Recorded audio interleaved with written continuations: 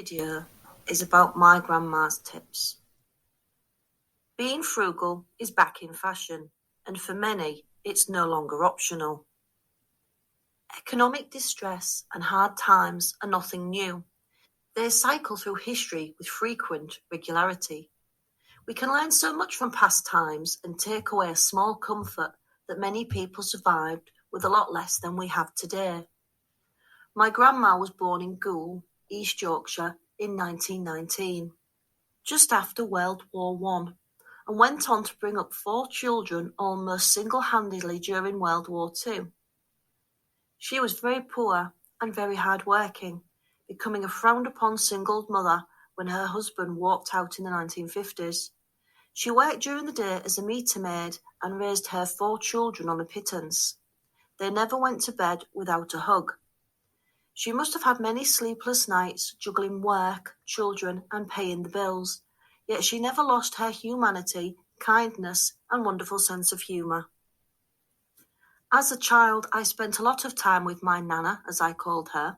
We lived with her for quite a few years. I always marvelled at her ability to make something out of nothing, stretch things out, make do and mend, while always keeping one eye on her budget. She was generous in love, time and affection, and always prudent with money. This video is inspired by her tips, ideas, and from those from a similar period of time. I am looking forward to this frugal walk down memory lane. The food budget was probably the place, then and now, where we can be the most flexible, literally spending what we've either budgeted for or what we have. My Nana was no different, and observing her as a child in the 70s, she would live exactly as she had done in the 40s, 50s and 60s and implement the natural frugalness without even realising it. The most important thing to my Nana was to have tea in the cupboard. As she used to say to me, if you haven't got tea, you've got nout. And I think that's very often because a sweet cup of tea would replace a meal when she was younger so the children could eat. And tea was almost like just something that she'd woke up and had a cup of tea in the morning and never stopped drinking tea all the way through the day. So tea was really important to have in the cupboard. And she had tea leaves, I can remember in the 70s, before the tea bags came in, and they would be stewed again and again, literally. And when the very, very last bit of very, very weak tea was left, it would then could be poured on raisins or poured in a plant pot. It would never be wasted. Her tea was very sweet and milky, and she had always had a couple of sugar cubes dropped in it. And she used the sterilised milk, which is not so common today, but it tastes a little bit like UHT, the long life milk. And I do remember very often for supper time, if we were all still hungry, she would actually dip slices of toast in sweet tea, and we'd have that by the coal fire. And that's quite a warm memory that stays with me. Home baking wasn't about having extra treats, cakes and buns and things. It was about making the most of what you had, making it last and making it filling. So she would very often be baking cakes and scones and anything that she thought would be filling. Bacon fat was used again after bacon had been fried in the frying pan. You never ever let that tasty bacon fat go to waste. And whether you dipped bread in it and sort of had like a fried bread, or used it in your pastry to give the pastry an extra savoury taste if she was making something like sausage rolls. And if she did make sausage rolls, it'd be 85% breadcrumbs and maybe some herbs out the garden, because she did grow some herbs, such as sage, and then the tiniest bit of meat. And she'd also make faggots, which was very finely cut liver, again with onions and breadcrumbs and salt and pepper, and they'd be slowly cooked. Again, they were more sort of like made of fillers than actual meat, but with liver being a very strong flavour, it really carried, especially when it just sort of absorbed all its flavours into the breadcrumbs. Potato peelings were never wasted. The potatoes were scrubbed and peeled, and then the potatoes were used for the meal, and the peelings were put into the fridge in a bowl of water, and the next day they'd be drained off, patted down, and roasted as what we'd call paupers chips. And there was never a shortage of vinegar to have on those chips. She didn't have a very big garden, but she did grow some vegetables. I can remember there being potatoes and carrots, and as I've said, a few herbs. I can remember her preserving blackberries that had been collected in the late summer with apple to make jams. And I also remember the shop-bought jams. If we ever opened a jar and there was a bit of mould on top, the jar didn't go in the bin like it would do these days. The bit of mould was just spooned off, popped in the bin, and then the jar was good to go. And tinned fruit. Tinned fruit was definitely a treat in my nana's eyes, and I think that maybe stemmed from the war when fruit wasn't so easy to come by. However, you never even wasted the juice. Nowadays we may drain the juice off, but the juice was poured into a glass or cup and served as a bit of a drinking treat. It could even be watered down and kept as a bit of a cordial. In the household, my nana never threw anything away. She had a drawer that was full of all sorts that she'd collected and thought they may come in useful one day, so would save them. From elastic bands she found in the street, corned beef keys that opened tins of corned beef, wire twists which were used for tying around the top of bags, soap ends and candlestick ends for when she'd collected enough together she could make either a new bar of soap or a new candle. Nothing was thrown away, everything was reused or repurposed. She would keep her soap and candles in the airing cupboard, which is the cupboard which had an immersion boiler in it. And she would say that if you kept the soaps and the candles in a dried environment, they would last longer. Laundry was hand washed in the sink, and she had a little spin dry which would spin dry the items, and then they would either go on the washing line or, if it was winter or wet, in the bathroom on an airer. She never had a washing machine, and if she ever had any really heavily soiled clothes from the 70s, about once a month she would pop to the laundrette. I can remember her actually buying little plastic cups of washing powder from the laundrette rather than investing in a big box at home. And she had bars of household fairy soap, which she would use for cleaning in the sink at home, which were a lot cheaper than the luxury of washing powder. So she didn't have a lot of washing to do. Aprons were always worn to protect clothes, whether she was cooking or as children and we were crafting and painting and drawing, we would be wearing aprons to cover our clothes. Unless clothes were dirty or smelly, they got worn again. And she would also spot clean, which is where if you got a tiny bit of, say, mud on the bottom of some trousers, it got spot cleaned with a wet rag. The whole item wouldn't be washed until it was necessary. The wartime mentality of waste nothing always stayed with her, and that was really important. She never had a lot, and her whole purpose became to save up for her own funeral, and she would put any money aside that she had in her wardrobe and save up. There was a bit of a stigma in leaving anybody the responsibility of looking after you died, which is really quite sad, isn't it? Back to happier times, my nana would wear a little bit of makeup, but she always made her makeup last. There wasn't sort of the toners and the shaders and the highlighters that we have nowadays. It was face powder, a little bit of lipstick, and on occasion a little bit of blusher. She didn't like things on her eyes, so she never bothered with mascara and stuff. But I do remember her making her blusher and lipstick go further with Vaseline, as I did the tip yesterday in one of the videos. A little bit of Vaseline makes it go a lot further. And if she had a pair of tights and they were laddered, she'd just wear two pairs together that were both laddered, because the likelihood of them being laddered in the same place was very slim. And the one pair of heels that she did have, they were small kitten heels. When they became scratched or buffed, she would take out a black wax crayon and very gently just go over the buff.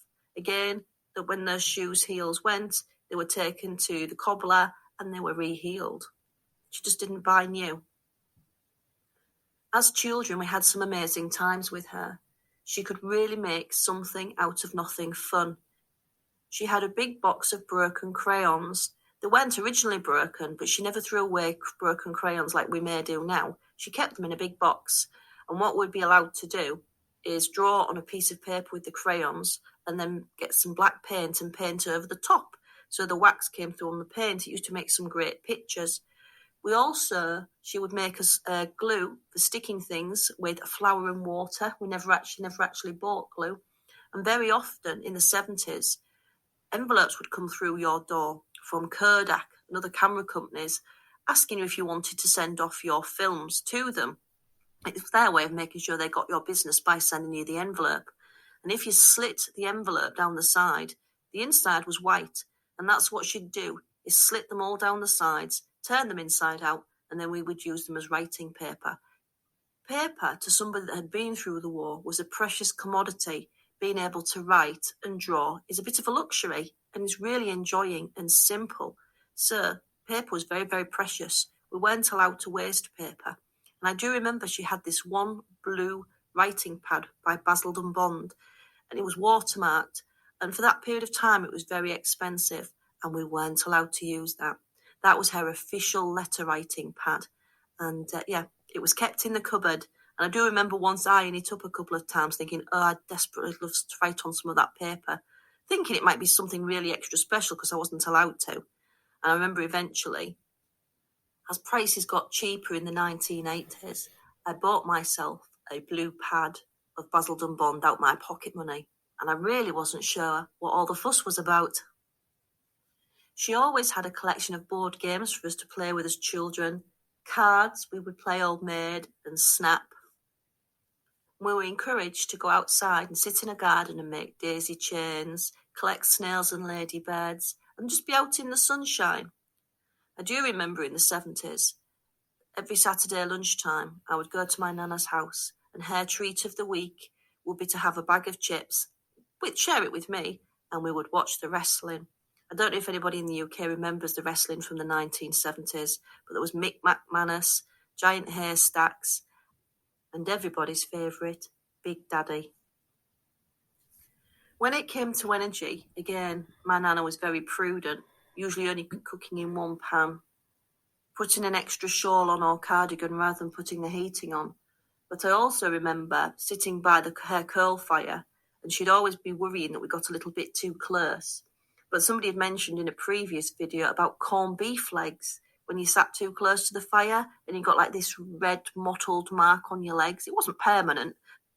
It was definitely your body telling you were sitting too close to the fire and for too long. Something else I also always remember about my nana was she always had a headscarf on.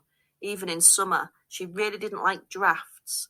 And so she'd have the headscarf on and put it round her ears and under her neck or at the back of her neck, as long as her ears were covered. Older people really do not like drafts. She got her first refrigerator in the late 1970s, but up until that point she had a meat safe, which was a wooden box with a wire front, like a mesh wire front, so flies couldn't get in and get to the meat. And medicines were simple.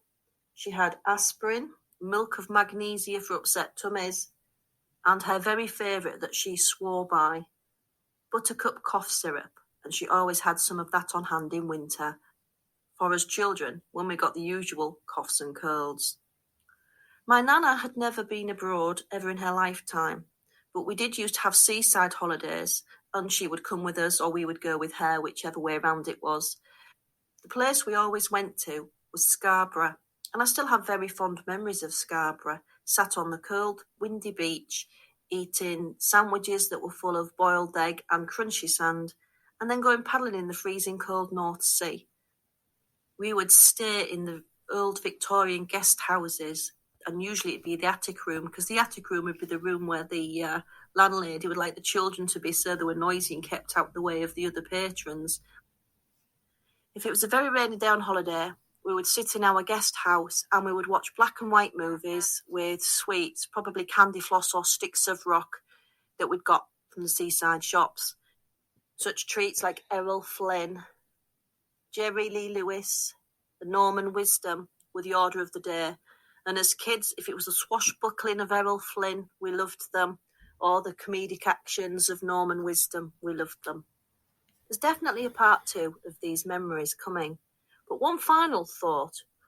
One of my friends nowadays likes to decorate her house once a year.